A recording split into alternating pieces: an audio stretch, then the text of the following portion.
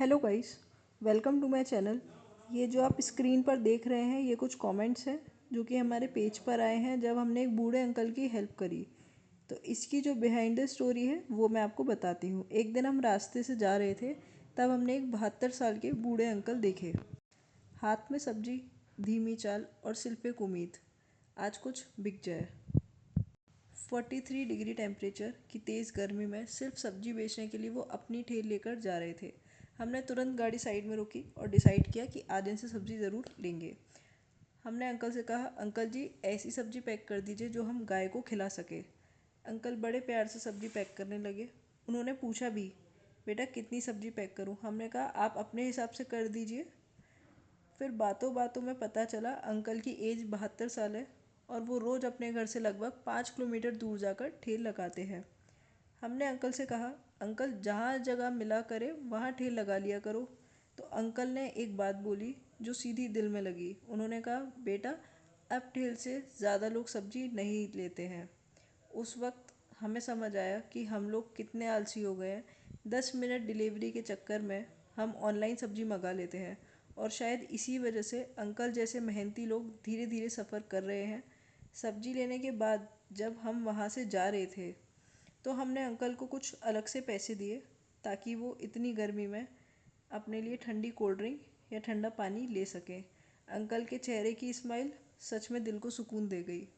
अगर पॉसिबल हो तो कभी कभी लोकल वेंडर से भी सामान ज़रूर ख़रीदा करो, क्योंकि किसी के लिए वो सिर्फ सब्जी नहीं, पूरे दिन की उम्मीद भी होती है।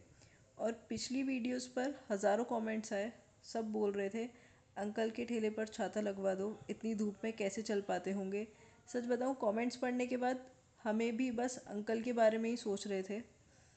इसलिए अगले ही दिन हम फिर वहीं सेम स्पॉट पर पहुंच गए जहां अंकल पहली बार मिले थे। काफ़ी देर वेट करने के बाद दूर से एक ठेला आता दिखा और वो अंकल ही थे। हमने अंकल को रोका और पूछा, अंकल पहचाना हमें?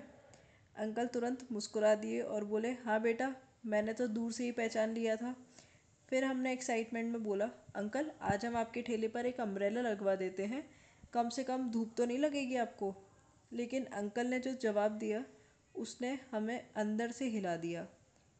अंकल ने धीरे से हाथ जोड़े और बोले, बेटा छाता लग जाएगा तो मुझे रोड पर चलने में दिक्कत होगी और आगे रास्ता देखने में भी दिक्कत होगी। उस मूवमेंट हमें समझ में आया, कभी कभी जिस हेल्प को हम परफेक्ट समझते हैं ज़रूरी नहीं सामने वाले के लिए वो यूज़फुल भी हो। फिर हमने डिसाइड किया आज अंकल को बिना टेंशन घर भेजना है। हमने अंकल के पूरे ठेल की सब्ज़ी खरीद ली। जब तक अंकल सब्ज़ी पैक कर रहे थे हम उनके लिए ठंडा पानी और कोल्ड ड्रिंक लेने चले गए। और पता है सबसे ज़्यादा दिल किस बात ने छुआ?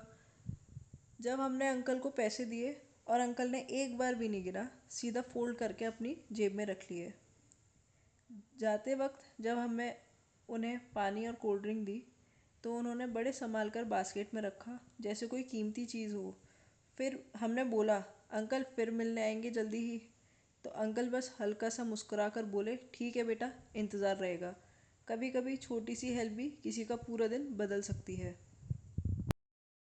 तो गाइस, अगर आपको हमारा वर्क पसंद आया हो तो हमें यूट्यूब पे अभी सब्सक्राइब करें, लाइक करें, कमेंट करें, शेयर करें। Thank you guys for watching our video.